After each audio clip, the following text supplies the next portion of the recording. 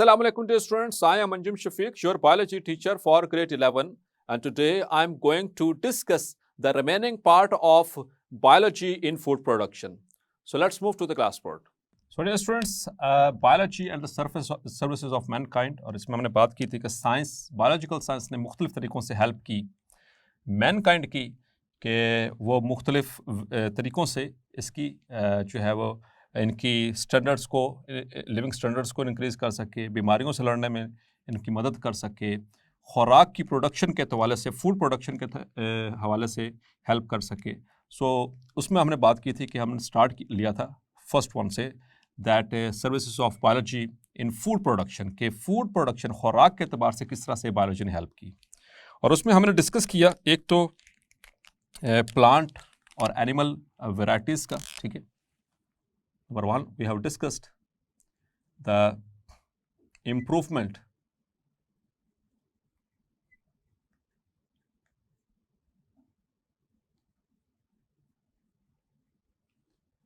in existing varieties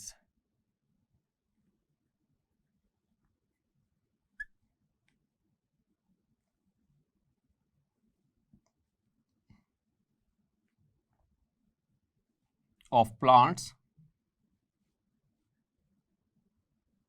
and animals.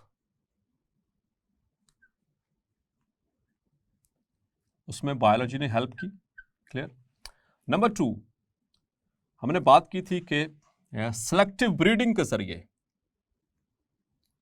Selective breeding of animals and plants, जिसको हमने artificial selection का भी नाम दिया. क्या उसके ज़रिए फूड प्रोडक्शन को इंक्रीज करवाएगा, जिसमें मैंने आपको पोल्ट्री ब्रीडर्स यानी चिकन जो ब्रीडर्स है उसकी एग्जांपल दी थी कि उसमें ब्रॉयलर्स, इन्होंने जो पोल्ट्री ब्रीडर्स हैं उन्होंने ब्रॉयलर्स जो है वो डेवलप करवाए, जिसकी वजह से सस्ता और जल्दी वाइट मीट जो है वो मार्केट में अवेलेबल होता है. क्लियर. तीसरी हमने बात की थी through genetic engineering. Genetic engineering के जरिए, और जेनेटिक इंजीनियरिंग में क्या किया जाता है, डायरेक्ट मैनिपुलेट किया जाता है डीएनए को, और उसमें ट्रांसजेनिक प्लांट्स बनाए जाते हैं, जिसका हमने जिक्र किया था कि ट्रांसजेनिक प्लांट्स बनाए जाते हैं, ऐसे प्लांट जिनके अंदर फॉरेन डीएनए यानी कि हमारा जीन ऑफ इंटरेस्ट ऐड किया गया हो, तो उससे हम ट्रांसजेनिक प्लांट कहते हैं. फिर उसको क्लोन करवाया जाता है, फिर उसको टिश्यू कल्चर के जरिए उसको रिप्रोड्यूस करवाया जाता है. तो ये 3 पॉइंट्स हमने डिस्कस किए थे. The fourth point is dear students, that is जो कि बायोलॉजी ने फूड प्रोडक्शन में हेल्प की, that is the chemical control. That is chemical control.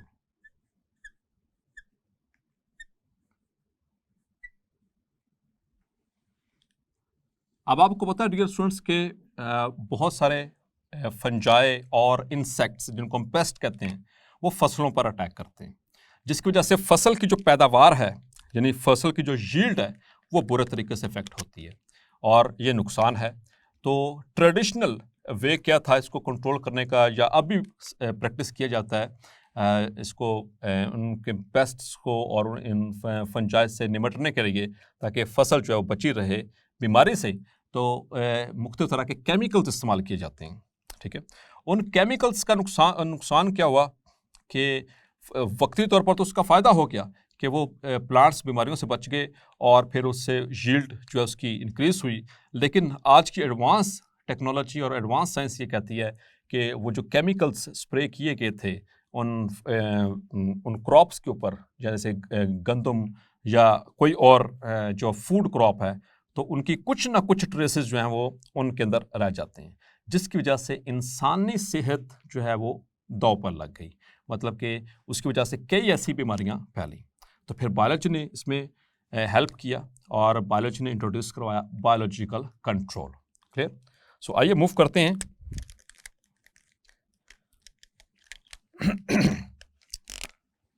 The plant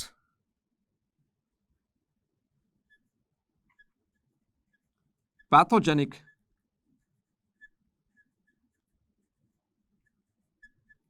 fungi chapter number 8 में डिटेल से पढ़ेंगे। ओके, प्लांट्स की जो पैथोजेंस हैं, प्लांट पैथोजेंस, फंजाई, कौन सा फंजाई जो है प्लांट्स के लिए पैथोजेंस हैं, एंड इंसेक्ट्स, जो एनिमल्स, स्मॉल एनिमल्स जिनको हम पेस्ट कहते हैं, they are called as pests, which weaken, जो कमजोर कर देते हैं प्लांट्स को, which weaken and cause disease in plants, resulting in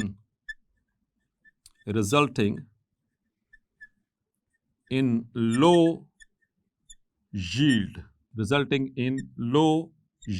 तो उससे पैदावार कम हो जाती है। तो अब इससे निपटने के लिए क्या किया, जो ट्रेडिशनल वे है, traditionally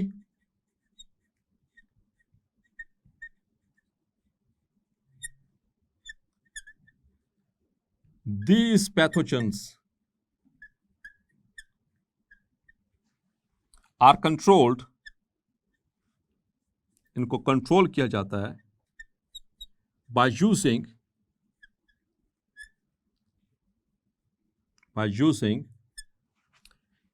chemicals,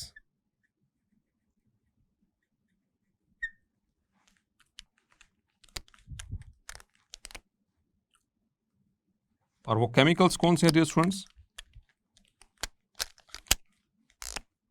the fungicides,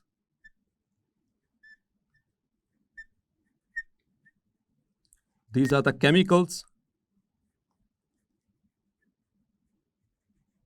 which kill pathogenic fungi,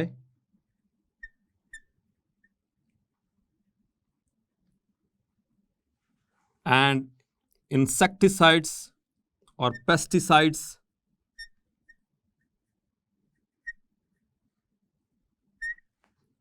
these are the chemicals which kill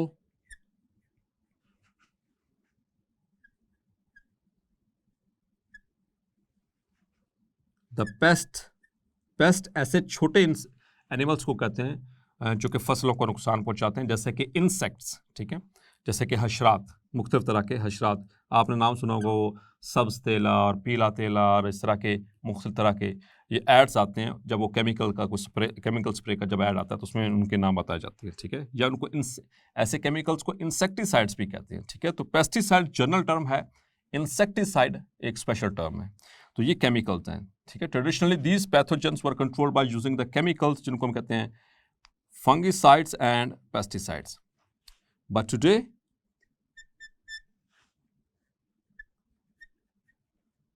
it is known or came into the knowledge of man that these chemicals are not good for human beings. वो chemicals किस तरह से, because क्योंकि कुछ traces उन जो फसलें होती हैं उनके अंदर रह जाती हैं, and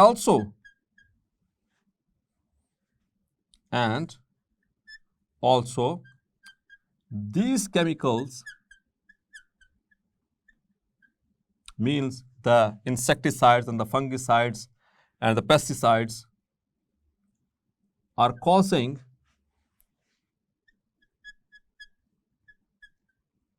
environmental pollution,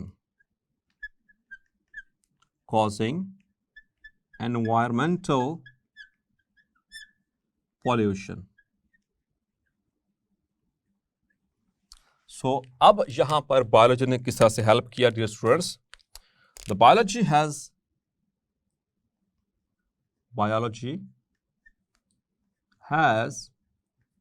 helped in this situation,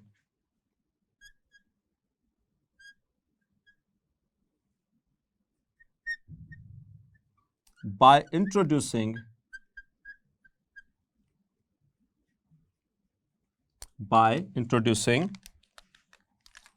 biological control.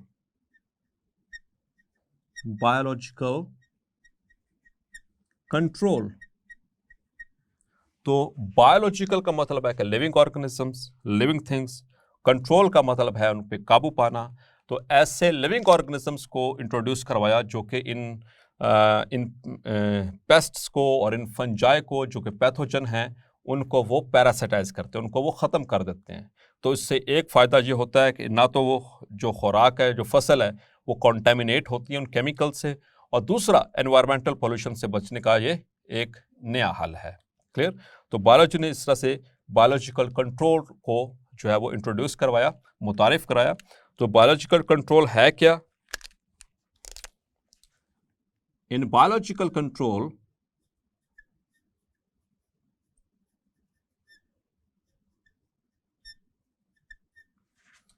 Living organisms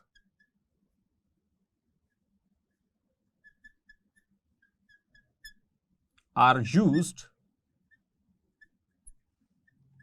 to control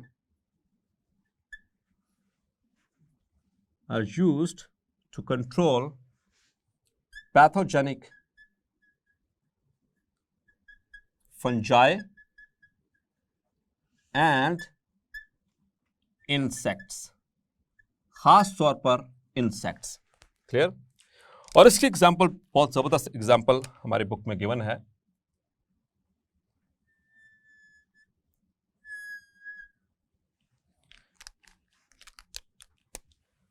for example,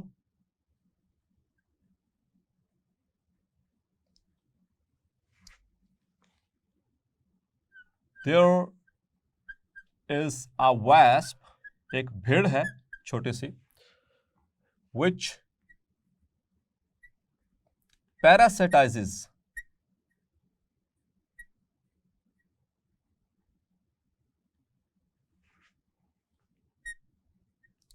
the aphid, एक छोटा सा एनिमल है एफिड, ये पेस्ट है बेसिकली, आमतौर पर ग्रीन कलर का होता है ये एफिड। और ये एफिड क्या करता है? which attacks the walnut trees। मतलब कि अखरोट के जो दरख्त हैं, अखरोट का जो फल है, ये एफिड उनको ख़राब करता है। तो बजाय इसके कि उस पर कोई केमिकल इस्तेमाल किया जाए, बायोलॉजिस्ट ने इंट्रोड्यूस करवाया एक वैस्प जो कि इनको पैरासाइटाइज करता है। वो एक्चुअली करता क्या है कि जैसे डंक मारना होता है ना, स्टिंग करना, तो ये इस एफिड को स्टिंग करता है और स्टिंग के ज़रिए जो है ये इंजेक्ट करता है अपने एग सेल्स, ठीक है, उस एफिड के अंदर। अब एग सेल्स जब वो एग जो है वो हैच करेंगे तो उनमें से क्या निकलेगा? लार्वा। तो वो लार्वा पलेगा किसके अंदर? इस एफिड के अंदर। तो अंदर ही अंदर इसको खाता रहेगा और अल्टीमेटली क्या होगा कि इस एफिड की डेथ हो जाएगी और उसमें से जो एफिड्स हैं, उसमें से जो वैस्प है वो बाहर निकल आएंगे। तो इसी तरह से को अंदर से खा जाते हैं। So this is how the biological control works. इसी तरह से कुछ बैक्टीरिया हैं, सम बैक्टीरिया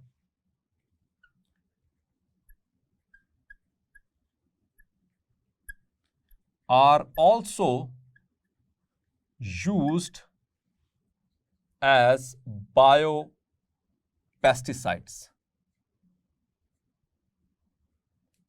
जैसे इस वैस्प को बायोपेस्टिसाइड के तौर पर इस्तेमाल कर रहे हैं, इसी तरह से कुछ बैक्टीरिया वो भी यही काम करते हैं, ठीक है, कि जो पेस्ट्स होते हैं यानी कि इंसेक्ट्स, उनको वो पैरासाइटाइज करते हैं, उनको वो डिस्ट्रॉय कर देते हैं। अल्टीमेटली उससे जो दो बड़े नुकसान हो रहे थे, एक जो हमारे खुराक कॉन्टेमिनेट हो रही थी वो होने से बच जाती है, और दूसरा एनवायरमेंटल पॉल्यूशन वो होने से बच जाता है, यानी कि एनवायरमेंट हमारा पॉल्यूट होने से बच जाता है। सो ये सर्विस है बायोलॉजी की against the chemical control. Clear? Now another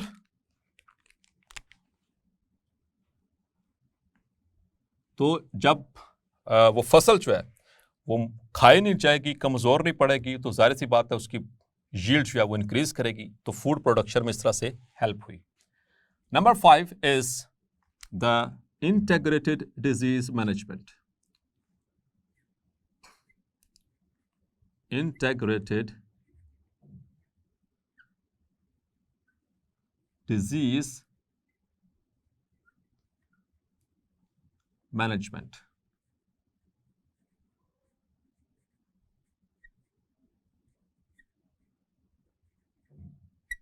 dear students, integrate का मतलब होता है मुख्तलिफ तरीके से पार्टिसिपेट करना।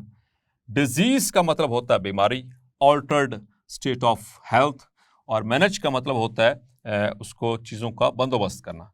तो जो डिजास्ट्रस डिजीज़ होती हैं, यानी कि जो तबाह कुन बीमारियां जैसे एपिडेमिक डिजीज होती हैं, उनको कंट्रोल करने के लिए जितने भी तरीक़ेकार, जितने भी मेथड्स हैं, उन सब को बरूए कार लाकर और उस डिजास्ट्रस डिजीज को कंट्रोल किया जाए, इस तरीके को कहते हैं integrated disease management. So the effective control, the effective control of a disastrous or epidemic का मतलब वबाई, ठीक है, epidemic disease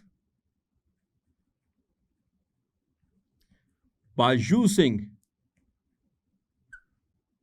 all appropriate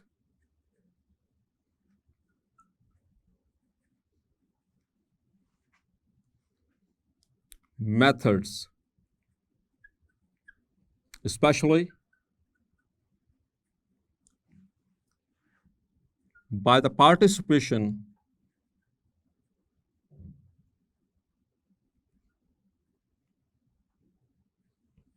of community। तो ये यहाँ पर हम प्लांट डिजीज की भी बात कर सकते हैं, एनिमल डिजीज की भी बात सकते हैं। ये आगे चलकर इंटीग्रेटेड डिजीज मैनेजमेंट आगे चलकर एक और पोर्शन एनिमल्स के, ह्यूमंस के पोर्शन में भी आएगा। तो वो ये वाली डेफिनेशन भी लिख सकते हैं, दूसरी डेफिनेशन भी लिख सकते हैं, लेकिन दोनों का मतलब सेम है। मतलब कि किसी भी तबाहकुन बीमारी, जैसे कि प्लांट्स को लग जाती हैं, कोई किसी फसल को एक बीमारी लगती है तो वो पूरी की पूरी फसल, जो खड़ी फसल है, उसको तबाह कर देती है। या फिर एपिडेमिक्स, यानी जैसे एनिमल्स, इंसानों के अंदर खास तौर पर या दूसरे एनिमल्स के अंदर कोई वबाई मर्ज चल पड़ती है, तो उसको कंट्रोल करने के लिए जितने भी तरीके मौजूद हैं इस दुनिया के अंदर, उन सबको बरूए कार लाया जाए, उसमें पार्टिसिपेट करवाया जाए मेडिक्स को, पैरामेडिक्स को, कम्युनिटी को, पॉलिटिशियंस को, इलेक्ट्रॉनिक मीडिया और सोशल मीडिया, एवरीथिंग उसमें पार्टिसिपेट करे। इसकी मैं बहुत अच्छी सी एग्जांपल आपको देता हूँ, जैसे कि कोविड-19 एक वायरल डिजीज़, ठीक है, बहुत ही डिजास्टर डिजीज़, ग्लोबल डिजीज़, ठीक है। ये एंडेमिक रही, पूरी दुनिया में फैली, और इसको रोकने के लिए फिर सिर्फ डॉक्टर्स का रोल नहीं था, इसको मैनेज करने के लिए सिर्फ पैरामेडिक्स का रोल नहीं था, मतलब कि जो पैरामेडिकल स्टाफ होता है, जो नर्सिंग स्टाफ होता है, उसका रोल नहीं था। इसके साथ किसने हेल्प किया? जो आपके पॉलिटिशियंस हैं, आपके कंट्री लेवल के ऊपर, यानी कि आपके जो प्रेसिडेंट्स और प्राइम मिनिस्टर्स, और उसके बाद जो दूसरे मिनिस्टर्स हैं जो कि इससे नीचे वाली वजारतों पे होते हैं, ठीक है, उन्होंने इसमें पार्टिसिपेट किया, ठीक है। प्रोविंशियल लेवल के ऊपर ये बात आई, फिर उसके बाद डिस्ट्रिक्ट लेवल पे ये बात आई। इसमें टीवी को इस्तेमाल किया गया, मतलब उसमें इलेक्ट्रॉनिक मीडिया को इस्तेमाल किया गया, उसमें सोशल मीडिया को इन्वॉल्व किया गया, और जगह जगह जाकर with the help of all these people जो है वो सेमिनार्स किए गए और शोज़ किए गए, ताकि अवेयरनेस फैला जो है वो उसको स्प्रेड किया जा सके अमंग द पीपल, कि किस तरह से इससे बचा जा सकता है या किस तरह से मैनेज किया जा सकता है। तो ये तो एक बहुत सिंपल सी मैंने एग्जांपल दे दी आपको कोविड-19 की।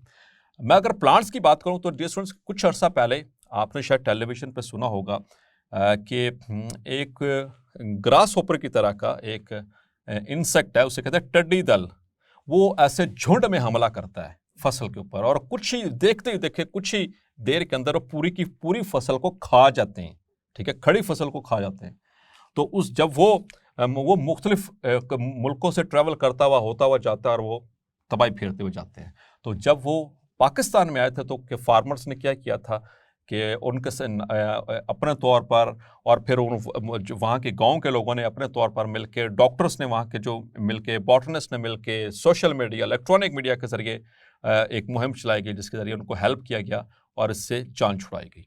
तो इस तरह से, इस तरीके से मैनेज करना जिसमें हर बंदा जितने भी पॉसिबल वेज हैं किसी डिजास्टरस डिजीज से लड़ने के, उसको मैनेज करने के, वो इस्तेमाल किए जाएं, तो इसे कहते हैं integrated disease management, the effective control of a disastrous or epidemic disease by using all appropriate methods especially by the participation of community is called integrated disease management.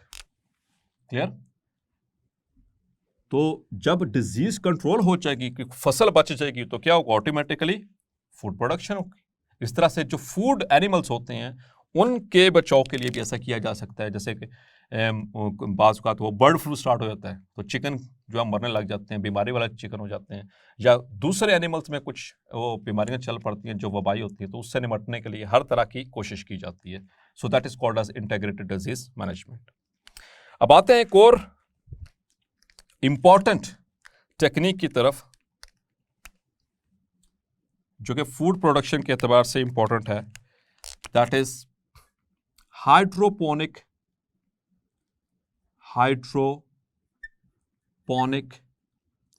Culture technique. Short question के point of view से ये बहुत अहम है। What is hydroponic culture technique? तो technique मतलब कि कोई तरीक़ाकार है, ठीक है।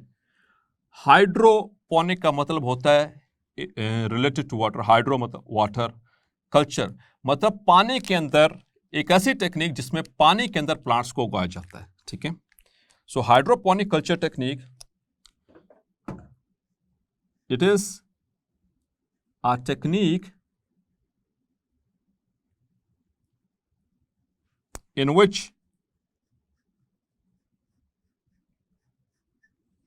plants, ये सिर्फ प्लांट्स के लिए, ठीक है, plants are grown in an aerated water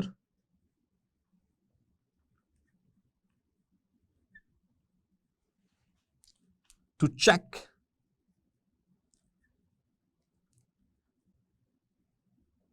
which nutrient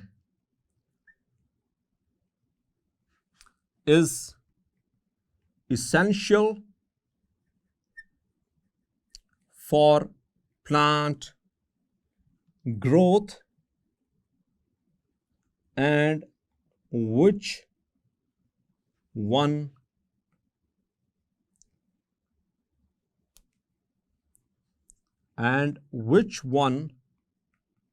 is not. Clear? तो डियर स्टूडेंट्स, आपको पता है कि जो मट्टी है, soil, it is a very complex medium, बहुत ही कम्प्लेक्स है, ठीक है।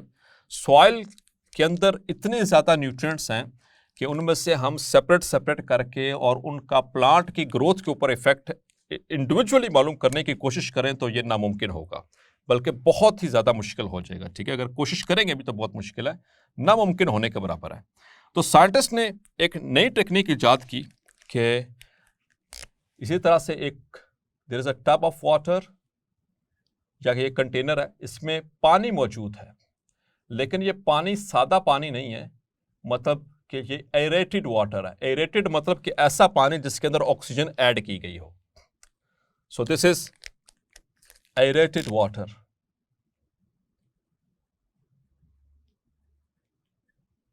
और इसके अंदर फिर जो प्लांट है उसको हैंग किया जाता है, ठीक है। इसके अंदर जिसकी जस्ट जो रूट्स हैं उनको डिप किया जाता है। अब चूंकि ऑक्सीजनेटेड वाटर है, एरेटेड वाटर है, इसके अंदर डाले जाते हैं अब न्यूट्रिएंट्स, ठीक है। जैसे मैंने सोडियम डाला इसमें, या जैसे कि मैंने इसमें डाला नाइट्रोजन, ठीक है, नाइट्रोजन। नाइट्रोजन डाला और इसका इफेक्ट देखा, और नाइट्रोजन जब नहीं डाला तो उसका इफेक्ट देखा कि अगर नाइट्रोजन इस पानी में नहीं है तो प्लांट के ऊपर क्या इफेक्ट आएगा, उसकी ग्रोथ पे क्या इफेक्ट आएगा। मैग्नीशियम अगर नहीं है तो प्लांट की ग्रोथ पे क्या इफेक्ट आएगा। चैप्टर नंबर 11 उसमें डिटेल से पढ़ेंगे क्लोरोफिल का स्ट्रक्चर, और क्लोरोफिल के स्ट्रक्चर में ये बात देखेंगे कि उसमें नाइट्रोजन और मैग्नीशियम दोनों मौजूद हैं। तो क्लोरोफिल ग्रीन पिगमेंट है, और ग्रीन पिगमेंट कहाँ पर होती है, ये क्लोरोफिल होती कहाँ पर, क्लोरोप्लास्ट में, और क्लोरोप्लास्ट का कहाँ पर होते हैं, प्लांट्स के ग्रीन पार्ट्स में, और इसका रोल क्या होता है, फोटोसिंथेसिस में। ठीक है, अगर ये नाइट्रोजन और मैग्नीशियम ना हो तो क्या होगा, क्लोरोफिल नहीं बनेगी। क्लोरोफिल नहीं बनेंगे तो उससे क्या हो गया, पत्ते जो है वो येलो होना शुरू हो जाएंगे। जब वो येलो होना शुरू हो जाएंगे तो इस बीमारी को या इस कंडीशन को हम कहते हैं क्लोरोसिस, और वो प्लांट फोटोसिंथेसिस नहीं कर पाएगा और वो डिजीज होना शुरू हो जाएगा। क्लियर। तो कि ये इफेक्ट पता कैसे चलेगा, जब मैं इसको एरेटेड वाटर में ग्रो करवाऊंगा। नाइट्रोजन, कैल्शियम कितनी चाहिए, कैल्शियम का क्या रोल है, पोटेशियम, आपको पता है डेफिशिएंसी ऑफ पोटेशियम वो क्या है, रूट्स की ग्रोथ को भी इफेक्ट करती है और लीफ के मार्जिन्स को इफेक्ट करती है। ठीक है, तो इस तरह से ये टेक्निक इजाद की गई थी, क्योंकि मिट्टी के अंदर इन अकेले अकेले एक प्लांट को ग्रो करवा के और अकेले अकेले न्यूट्रिएंट उसमें डाल के उसका इफेक्ट मालूम नहीं किया जा सकता, क्योंकि वो बहुत कॉम्प्लेक्स मीडियम। क्लियर।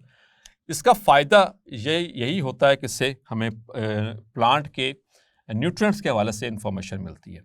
इसके अलावा इसको एस्ट्रोनॉट्स आपको पता ना, जो खलाबाज होते हैं वो खलाई स्टेशनों पे होते हैं। ठीक है, द एस्ट्रोनॉट्स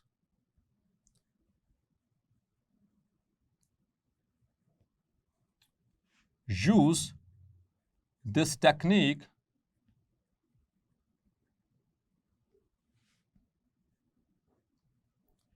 to grow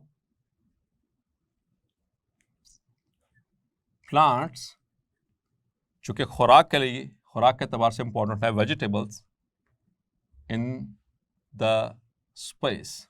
आपको पता ना, खला के अंदर वो रहते हैं, वहाँ पर उनके अंदर वो प्रोसेस्ड और प्रिजर्व्ड फूड वो खाते हैं।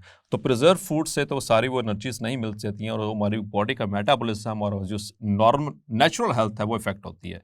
तो वहाँ पर उन्होंने कई साल रहना होता है। तो अब ये टेक्निक आने के बाद वो इस टेक्निक से फ़ायदा उठा रहे हैं कि वहाँ पर खलाई स्टेशंस के अंदर वो ये एरेटेड वाटर का इस्तेमाल करके और उसके अंदर सब्जियाँ उगा रहे हैं, और वो एक नेचुरल डाइट की तरफ मूव कर रहे हैं। लेकिन डियर स्टूडेंट्स, याद रखिएगा कि जो हाइड्रोपोनिक जो फार्मिंग है फिलहाल वो फिजिबल नहीं है। फार्मिंग का मतलब क्या, बड़े पैमानों के ऊपर फसलें जो है इस तरह से उगाएं, तो फिलहाल ये पॉसिबल नहीं है। तो ये सारी किसके बिहाफ के ऊपर हो रहा है, बायोलॉजी के बिहाफ के ऊपर। ये टेक्निक किसने इंट्रोड्यूस करवाई, बायोलॉजी ने। अब इसको एस्ट्रोनॉट्स भी इस्तेमाल कर रहे हैं। इससे प्लांट्स की मुख्तलिफ डिजीज़ के वाले से पता चल रहा है, उनके न्यूट्रिशन के वाले से पता चल रहा है। ये सारी चीज़ें पता चलेंगी तो प्लांट की जो है वो ग्रोथ अच्छी होगी, उसकी यील्ड अच्छी होगी, फूड प्रोडक्शन अच्छा होगा, तो जिससे इंसानियत की खिदमत हो सकेगी और उसको फ़ायदा हो सकेगा। और लास्ट में एक और फ़ायदा जो फूड प्रोडक्शन के एतबार से, दैट इज़ कॉल्ड एज पैस्चुराइजेशन। तो ये फूड प्रोडक्शन के एतबार से नहीं है, ये एक्चुअली फूड प्रिजर्वेशन के एतबार से ये एक टेक्निक है फूड के। चूंकि हम फूड की बात करें तो फूड को प्रिजर्व करने का एक तरीका है ये फूड प्रिजर्वेशन, पैस्चुराइजेशन इसे कहते हैं। तो पैस्चुराइजेशन, आपने लुईस पैस्चर का नाम सुना। So it was discovered by Louis Pasteur, नाम सुना हुआ आपने, क्लियर। एंड अ टेक्निक, ये एक टेक्निक है, and a technique to preserve milk and milk products, clear. तो ये बेसिकली खुराक को प्रिजर्व करने के लिए a food preservation technique, it is a food preservation technique, clear. और वैसे तो खुराक को प्रिजर्व करने के लिए, फूड को प्रिजर्व करने के लिए कई तरीके कार हैं, ठीक है। उनको प्रिजर्वेटिव्स में स्टोर करने के, लेकिन पेस्चुराइजेशन जो है, ये लुईस पास्चर जो है ये वाज अ बायोलॉजिस्ट, सो उसने ये इंट्रोड्यूस करवाई थी ये टेक्निक के दूध और दूध से बनने वाली तमाम अशिया, उनको अक्सर अशिया जो हैं उनको आप स्टोर कर सकते हैं, प्रिजर्व कर सकते हैं एक लंबे अरसे तक, और बगैर उसके ख़राब हुए, उसको बगैर ख़राब किए। उस टेक्निक को कहते हैं, चूँकि पास्चर ने ये जो है वो इंट्रोड्यूस करवाई थी, तो उसको इसी वजह से इसको पेस्चुराइजेशन कहा जाता है। एक्चुअली अब इसमें टेक्निक में किया क्या जाता है, the milk is heated above 70 degrees Celsius for 15 seconds or above 60 degrees Celsius but below less than 70 degrees Celsius for 30 minutes. मतलब ये कि लो टेम्परेचर पे जैसे कि 60 डिग्री सेल्सियस आधे घंटे के लिए उसको बॉयल करें, और फिर या फिर हाई टेम्परेचर जैसे कि 70 डिग्री सेल्सियस है, समटाइम्स वो 100 डिग्रीज पे भी ले जा सकते हैं उसको, लेकिन आमतौर पर जो स्टैंडर्ड है वो 72 टू 73 होता है, ठीक है। तो इस टेम्परेचर के ऊपर सिर्फ 15 सेकंड के लिए उसको दूध को बॉयल किया जाता है, और फिर उसके बाद फ़ौरन चिलर्स में डाल दिया जाता है, और चिलर्स में डालने के बाद उसको हवा में नहीं लगने दी जाती, मतलब कि एयर के अंदर एक्सपोज नहीं किया जाता, फौरी तौर पर वो उसको पैक कर लिया जाता है ताकि एयर के अंदर मौजूद जो माइक्रो ऑर्गेनिज्म है वो उसके अंदर ऐड ना हो सके। तो इस टेम्परेचर पे हीट करने से क्या होता है, it kills heating at this temperature, heating at this temperature kills microbes। तो जब माइक्रोब्स इसमें मर जाते हैं तो अब आप इसको कुछ देर के लिए या कुछ एक लंबे अरसे के लिए, डिपेंडिंग अपॉन द टाइप और उसका ट्रीटमेंट, आप उसको प्रिजर्व कर सकते हैं। So dear students, this topic is very much important regarding long questions as well as the short questions. So hopefully आज का लेक्चर भी आपको क्लैरिफाई हो गया होगा। मिलते हैं नेक्स्ट लेक्चर में और डिस्कस करेंगे डिजीज कंट्रोल को। तब तक अपना ख्याल रखिएगा। अल्लाह हाफिज।